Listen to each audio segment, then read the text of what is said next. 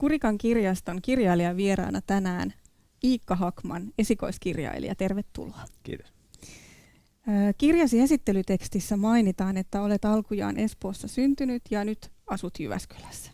Joo, näin on. Lisäksi siellä mainitaan, että olet kirjoittaja, maalari, sekatyöläinen ja olet myös toiminut Paarimikkona toimittajana, markkinointiviestinnän suunnittelijana ja muuttomiehenä. Se on aika pitkä lista asioita. Joo, näin on. Ei ole semmoista selkeää urapolkua oikein niin kuin löytynyt, niin kuin näkyy. Että olet tehnyt kaiken näköistä. Joo, kyllä. Toki tämä kirjailijan ammatti, jos nyt voi ammatista vielä ainakaan tässä vaiheessa puhua, niin on ollut aina siellä taustalla tavallaan semmoisena, että se on kirjailija ja rautakauppias oli mun haaveammatit pikkupoikana. Niin, kyllä. No onko sulla tavoitteena, että sinusta tulisi ihan päätoiminen kirjailija? No joo, näin voi sanoa kyllä, mutta se on tietenkin toki tunnen realiteetit, että se on Suomessa, no apurahoituksen turvinahan se toimii pitkälti, mutta pelkällä kirjojen myynnillä ei kovin moni kyllä Suomessa elä. Joo. Mutta kyllä se sinänsä tarkoitus on, että... Sinulta on tosiaan syyskuussa ilmestynyt esikoiskirja nimeltään Tähän aikaan huomenna. Mistä sait aiheen ja idean tähän kirjaan? Ootko kypsytellyt sitä jo kauan vai? Joo, kyllä tämä on vanha idea. Eli tässähän siis lähtöideana on tuonne Zürichiin tämmöiselle klinikalle tehtävä matka, jossa voi siis parantumattomasti sairas tehdä laillisesti suorittaa avustetun itsemurhan. Ja mä oon kuullut siitä muistaakseni 2008 kesältä on ensimmäinen muistiinpano, jonka mä oon tehnyt, eli olen lähettänyt itselleni sähköpostia, kun olen lukenut semmoisen artikkelin jostakin britti-ylimyksestä, joka teki tämmöisen ratkaisun. Eli se on niin kauan muhinut se idea kyllä mielessä. Eli se tavallaan lähti niinku siitä. Joo.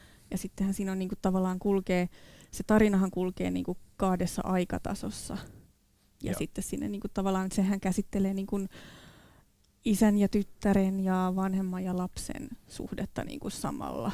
Kyllä, joo. Että loppujen lopuksi sitten me voi ajatella, että tämä armokuoleman teema on siinä sitten enemmänkin semmoinen niinku motiivi ja sitten niin kuin asettaa ne reunat sille tarinalle, mutta ei se toivottavasti ei ole hälytys. Niin, nyt pikkusen ajatus katkesi. Ymmärrän. Mutta joo, siis se kävi sitten hyvin pian itselleni ilmeiseksi, että se ei niin kuin kanna dramaturgisesti pelkästään, tai ainakaan en itse löytänyt keinoja siihen, että olisi vain kirjoittanut siitä tästä matkasta, joten sitten siihen näiden toisen aikatason ja sitten tämän tyttären kautta niin on sitten tarkoitus tavallaan tuoda se ihminen niin kuin eläväksi, jonka elämä siinä sitten on, niin kuin, jonka elämä ollaan päättämässä. Kyllä. Sä oot tosiaan kirjoittanut ennemminkin. Minkälaisia tekstiä oot aiemmin kirjoittanut ennen tätä romaania? No, lehtitekstiä on kirjoittanut paljon, että on ollut pitkään keskisuomalaisessa aikanaan toimittajana ja avustajana, freelance-toimittajana kirjoittanut vähän muihinkin lehtiin. Sitten ihan markkinointiviestintätekstiä. Sitten yksi tommonen niin kuin journalistinen tietokirja ollaan aikaisemmin tehty Jyväskyläiselle kustantamolle. Ja siis mä oon kirjoittanut yhden romaanin käsikirjoituksen aikaisemmin, mutta se ei sitten ylittänyt julkaisukynnystä.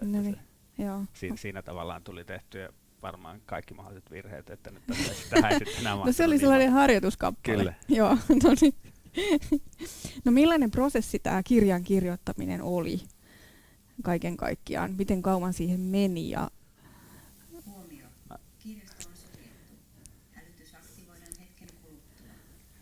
Joo, mä luulen, että se oli niinku esikoiskirjaksi aika nopea se prosessi, koska tosiaan kirjoitin tämän kirjan alun perin VSOY:n ja Prisman järjestämään tämmöiseen romaanikäsikirjoituskilpailuun. Eli mä elokuussa huomasin, että semmoinen kilpailu on, ja se maaliskuun lopussa oli, maaliskuun 2019 oli se kilpailun niin kuin eräpäivä, ja siinä 7 kuukaudessa sitten mä tein sen niin kuin nollasta valmiiksi sen ensimmäisen version. Joo. Ja marraskuussa silloin kävin tekemässä tämän matkan, joka siinä kirjassa tehdään. Eli mä menin junalla Turun, Tukholman, Kööpenhaminan, Hampurin, Heidelbergin kautta Zürichiin. Joo, sitä mä ajattelin, että mä kysyn sulta, koska sä osasit jotenkin niin tosi hyvin kuvata sitä matkaa myöskin ja sitä matkustamista. Ja mä mietin siinä, kun mä luin, että ootko sä niin kuin tehnyt sen itse vai voiko tämän kaiken niin kuin keksiä, mutta sä vastasit siihen, että teit sen matkan. Joo, kyllä mä tein sen. Ja siinähän se toinen aikataso perustuu mun isän vuonna 1972 tekemään Interrail. Tavallaan ei niin kuin ne tapahtumat, mutta että häneltä on saanut sitä ajankuvaa ja tietynlaisia yksityiskohtia ja muuta siihen. Se oli kyllä. Siinä mielessä se perustuu oikeisiin matkoihin, tehtyihin matkoihin. Joo. No ootko sä aina halunnut kirjoittaa romaanin? Sä sanoit, että se oli sun lapsuuden haave. Että se on niinku tavallaan ollut se. Ihan aina, joo. Ja mä oon kirjoittanut silloin semmosia, muistaakseni, olisinkohan mä ollut 5-vuotias, kun oon tehnyt ensimmäisen semmoisen Ivon ja Iikan seikkailut metsässä, joka kertoo minun ja pikkuveljeni hurjista seikkailusta. Pikkuveli oli silloin 2-vuotias. No niin. Onko se sulla vielä tallella? Kyllä se on tallella, joo. Hyvä. Ja sitten myös tämmöisiä Agatha Christien vaikutteisia salapoliisijuttuja kirjoittelin joskus ala-asteiässä. Joo. No onko sulla kirjallisia esikuvia? No ei ole semmoisia niinku ihan suoria, että on tietysti paljon tosi hyviä kirjailijoita, mutta ei ole ehkä semmoista niinku yhdessä vaiheessa, että varmaan mitä kautta niinku ehkä se estetiikka alun perin on syntynyt, miten niitä kirjoitan, niin varmaan Riku Korhonen on aikanaan ollut niinku suuri vaikuttaja siinä, mutta kyllä sieltä sitten löytyy hirveästi, että monilla kirjailijoilla on niinku tiettyjä juttuja, mitä haluaisi osata, että Olli Jalonen on tosi mahtava. Sitten tämmöinen brittikirjailija David Mitchell on, mutta en mä esikuvina oikeastaan pitäisi ketään. Mutta kyllä. No minkälainen se kirjan kustantamisprosessi on, että pitääkö sitä hioa, että sullakin oli kustannustoimittaja, että miten paljon sieltä tulee palautetta, että pitääkö sitä tekstiä viilata kuinka paljon ennen kuin se on valmis? No kyllä se tietenkin on iso työ, että se silloin, minkä mä lähetin nyt tässä oman romaanin tapauksessa, niin mä toki sit muutin sitä vielä itsekin ennen kuin kustantamon kanssa alettiin puhumaan, mutta loppujen lopuksi sitten kustannustoimittajan kanssa, niin siihen ei tullut sellaisia niin kuin suuria muutoksia, että sehän on aina se tämmöinen klassinen, että sitten kun kustannustoimittaja tulee mukaan kuvioihin, niin sitten se kirja kirjoitetaan moneen kertaan uudestaan. Ei mulle kyllä semmoista kokemusta siitä tullut. Joo. Että, ehkä se oli riittävän hyvä jo silloin. Niin, näin mä oon uskotellut. Joo, täytyy olla. Kyllä, joo, mutta kyllähän siinä tietenkin sitten, ja ehkä sitä syvemmälle yksityiskohtiin pystyy pääsemään, mitä valmiimpi se teksti on. Että kyllä siinä sitten pieniä juttuja viilattiin, ja että kustannustoimittajalta saattoi tulla sitten semmoisia kysymyksiä, että onkohan tämä asia nyt tässä kerrottu oikealla tavalla tai riittävän perustellusti. Ja että hän ei niinkään, hänen tyylinsä ei ole semmoinen, että hän niin kuin suoraan sanoisi mulle, että tee näin ja näin. Kyllä, toki nyt joitain semmoisia niin turhia hän sieltä poisti, mutta enemmän se oli semmoista keskustelevaa, mikä olikin tosi miellyttävää. Kyllä.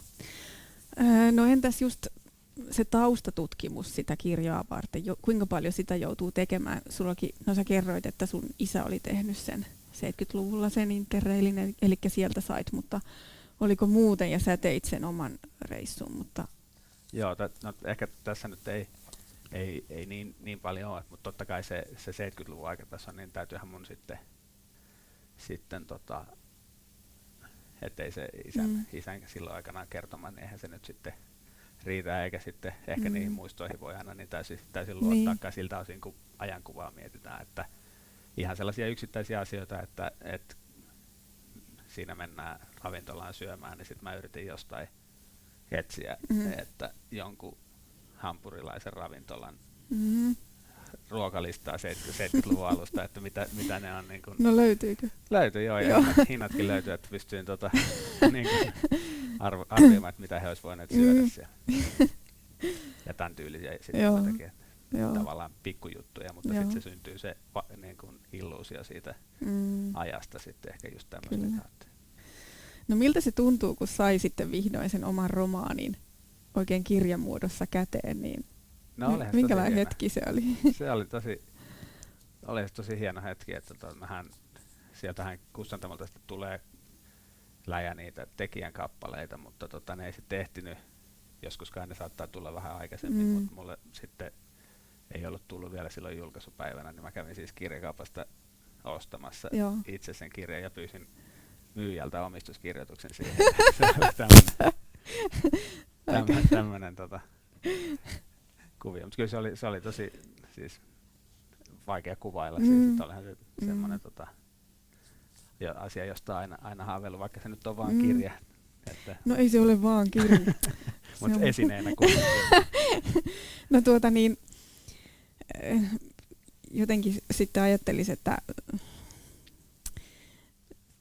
se, niin kun se jännittää varmasti se vastaanotto, niin miltä se tuntui sitten, että niin kun jättää se kirja käsistä sinne kustantamolle ja jäädä odottamaan sitten sitä julkaisua ja niin kun pelottiko se yhtään, että minkälaisen vastaanoton se kirja sai vai olitko ihan luottavaisin mielin? Että No en missään nimessä ole ollut luottavaisin mielin missään vaiheessa, mutta siinä vaiheessa kun mä sen kirjan jätin, niin silloin ei niinku vielä, että se tavallaan sitten tuntui vaan siltä, että että se ei ole varmasti täydellinen, mutta jos itse on sitä tekemässä, niin ei siitä koskaan täydellistä tulekaan, että se, niinku se hiominen se sitten jossakin vaiheessa vaan pitää lopettaa, mutta sitten siinä vaiheessa kun se julkaisupäivä lähestyy ja sitten myöskin sen jälkeen, koska jos ei ole Kari Hotakainen, niin sitten ne ei niinku tule heti, kukaan ei tavallaan tiedä mun olemassaolosta ja kukaan ei sitä mediat ei osaa sitä kirjaa odottaa ja näin, niin sitten se on ihan arvopeli, että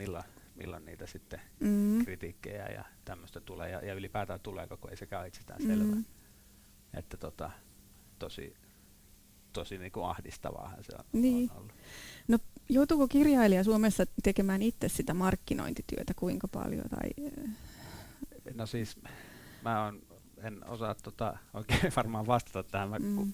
Periaatteessahan tietenkin mullakin nyt on niin, että on iso kustantamo, niin se tietenkin he nyt sitten jonkin verran tekee, mutta totta kai sitten kustantamoilla on ne prioriteetit ja heillä on ne kirjat sitten, mitä heidän täytyy myydä ja sitten on tällaiset kirjat, joilla on sitten niin kuin oletus on, että ei lähtökohtaisesti tuntemattoman tekijän kirja välttämättä myy ja sitten se on niin kuin iloinen yllätys, jos se. Että kyllähän se aika pientä on, että sikäli se panostus, että kyllähän varmaan olisi hyvä, että olisi niin kuin, ja sittenhän jotkut rakentaa sosiaalisen median kautta ja muuten sit sitä semmoista brändiä jo paljon ennen kuin se kirja julkaistaan. Et varmasti siitä hyötyä on ja monet sitä tekee, et itse en ole niinku hirveästi osannut ehkä tehdä, mutta kyllä. Toisaalta sitä ajattelen myös niin päin, että se kirja on sitten silleen vanhanaikaisesti, että se kirja sitten niinku puhuu puolestaan. Niin, seisoo ja kaatuu sitten omilla ansioillaan. Niin, kyllä. No tämä kirja käsittelee tosiaan isän ja tyttären ja vanhemman ja lapsen suhdetta, mutta sitten siinä rinnalla kulkee aika isoja niin kuin teemoja, että tavallaan ideologiaa, ismejä, terrorismeja. Että mikä on se tavallaan se sanoma? Onko sulla semmoinen sanoma, minkä sä haluaisit nostaa tai mitä sä halusit sanoa tällä? Siinä on myöskin niin kuin ilmastonmuutosta ja tämmöisiä tavallaan isoja aiheita, mitä. Joo, no niin, siinä on tosiaan paljon vähän moneen suuntaan kurkottelee, että ei siinä varmastikaan mitään sellaista yksittäistä yhtä lausetta ole, mitä sanomaa siinä haluaisi, mutta että sellaiset asiat siinä nyt on, mitkä on itselle ollut tärkeää, että ensinnäkin se terrorismin teema on siinä sen takia, koska se nousi aikanaan esiin niissä, kun isä on kertonut niistä 70-luvulta, koska se on ollut sama kesä, jolloin on nämä Baader-Meinhof sitten porukka myös jäi kiinni sitten Saksassa, niin se oli silloin erittäin ajankohtaista ja sitten koska se on nyt tavallaan pysyvästi tuntuu ajankohtaiselta, niin sitten sekin sitten toisaalta niin kun siinä teemassa sen herättäminen, että kuinka uusi ilmiö tai että kuinka, että onko sitä nyt jotenkin enemmän kuin ennen, koska ei niin kuin itse asiassa välttämättä ole. Mutta sitten taas siihen, niin kuin, ja sitten tavallaan sen terrorismin kautta niin se kuoleman ja ikään kuin vapaaehtoisesti kuolemisen teema ja minkä puolesta ihmiset haluaa elää ja minkä puolesta on sitten jopa valmiita kuolemaan, että on tyyliset kysymykset. Ja sitten siihen tähän avustettuun itsemurhaan liittyen niin ehkä sellainen ajatus, joka on kylläkin pöllitty ajatus, se on siis Riikka Koivisto on saattohoitokodin johtaja, jota myös siteeraan siinä kirjan alussa, niin tämmöinen, että se niin kuin tämmöinen teema koetaan jotenkin hirveän ahdistavaksi ja toivottomaksi, koska me ollaan ihmiset niin vieraantuneita siitä kuolemasta. Ja sitten tavallaan nyt voi olla myös elämässä tilanteita, joissa se niin kuin toivo voi suuntautua ihan perustellusti siihen kuolemaan itsessään, eikä että se ei tarkoita toivottomuutta. Niin, kyllä. No sitten sen halusin vielä kysyä siitä kirjasta. Siinä on yksi päähenkilö, tai oikeastaan toinen tärkeä päähenkilö on nainen. Ja tälle en haluaisi yleistää, mutta miehet yleensä kirjoittaa niin kuin miehistä mun käsityksen mukaan. Niin kuinka vaikea se oli asettua tavallaan niin sanotusti naisen nahkoihin? Siinä oli kuitenkin tämmöisiä aiheita, niin kuin tämmöinen abortti ja avioliiton vaikeudet, niin millaista oli kirjoittaa sitten niistä? No, vaikeinta siinä oli ehkä se tavallaan sen perusteleminen itselleen, että voiko mä tehdä näin ja mitä siitä sitten sanotaan. Ajatellaan, että itse kuitenkin mieluummin haluaisin ajatella, että sukupuolesta riippumatta ihmiset on ihmisiä ja siellä on ne muut jutut. Et tietenkin sen sit jokainen lukija arvioi, että kuinka hyvin se on onnistunut, mutta tietenkin sitten joitakin asioita joutuu, ja se nyt tietenkin se abortti on nyt semmoinen asia, joka nyt on sitten jo ehkä vähän niin kuin tietysti mielessä riskaabelia, että se on siinä, mutta se nyt vaan sitten. Joo, mutta siis hyvin käsitelty se kyllä on. Okay. Että joo. Ja mä muutenkin ihailin sun tekstiä, ja siitä jotenkin kuultaa läpi se, että sulle ei ole semmoisia tavallaan, sieltä ei siis näy mikään esikuva, vaan se on niinku selvästi sä oot löytänyt niinku sen oman äänen. Että tuntuuko susta itsestä samalta, koska mä jotenkin näin sen tosi selkeästi. No kiitos, ensinnäkin mahtavaa kuulla. No, sitä on hirveän vaikea tietysti itse arvioida, mutta kyllä mä nyt koen, että se on olemassa semmoinen oma tapa ilmaista. Ja tavallaan se, että arvottamatta yhtään, mutta että uskon, että tavallaan kukaan muu ei olisi voinut kirjoittaa sitä kirjaa näin, niin ihan vain yksinkertaisesti sen takia, että se nyt on niin kuin minun äänellä kerrottu. Kyllä. Kyllä mä koen, että se on löytynyt. Mä erityisesti ihailin jotenkin niitä kaikkia semmoisia kuvailuja ja semmoisia niin niitä yksityiskohtia, että se jotenkin tosi hyvin vei siihen niin kuin hetkeen ja näki sen jotenkin tosi selkeästi. Että se on aika niin kuin harvinainenkin taito, että ei sitä niin kuin kaikki osaa, ja minä olen lukenut todella paljon kirjoja. No millaista palautetta sä oot saanut sitten? No siis ihan niin kuin kautta linjan tosi myönteistä palautetta, mutta tietenkin aina sitä toivoisi, että olisi niin kuin enemmänkin ja myös sitten kritiikkiä ja niitä asioita, mitkä sitten on kenellekin toiminut ja tietenkin sitten kaikki ei tykkää että mitkä on niitä asioita, että kyllä sitä toivoisi lisää, mutta onhan tosi hyvä, ja Helsingin Sanomissa oli tosi myönteinen kritiikki. Niin oli, joo. Ja mä löysin muitakin myönteisiä kritiikkejä niin kuin äkkiseltään jo.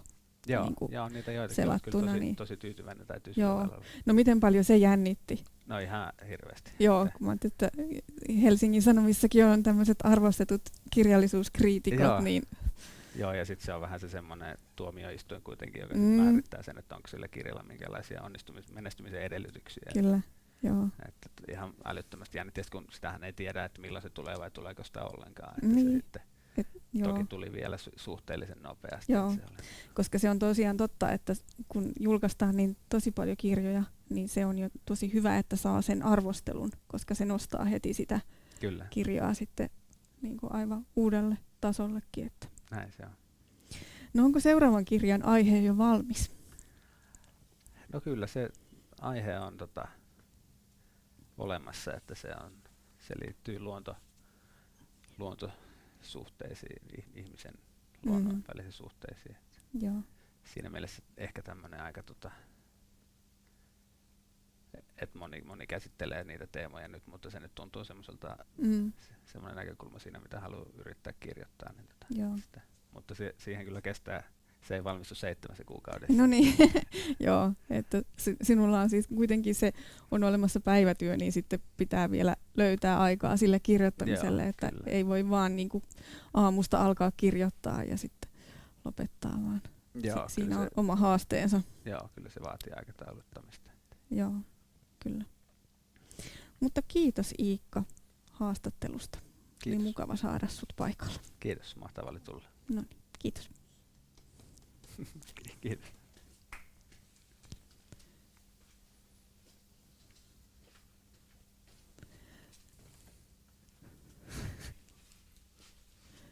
Panko me vielä lähdetään?